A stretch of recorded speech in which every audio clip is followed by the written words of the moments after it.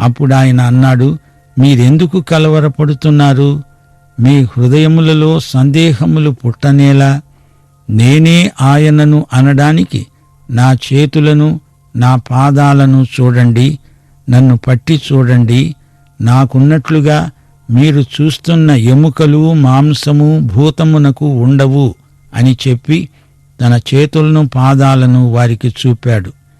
అయితే వారు సంతోషము చేత ఇంకా నమ్మకుండా ఆశ్చర్యపడుతూ ఉండగా ఆయన, ఇక్కడ మీ వద్ద ఏమైనా ఆహారమున్నదా అని వారిని అడిగాడు. వారు కాల్చిన చేప ముక్కను ఆయనకిచ్చారు. ఆయన దానిని తీసుకొని వారి ఎదుట భుజించాడు.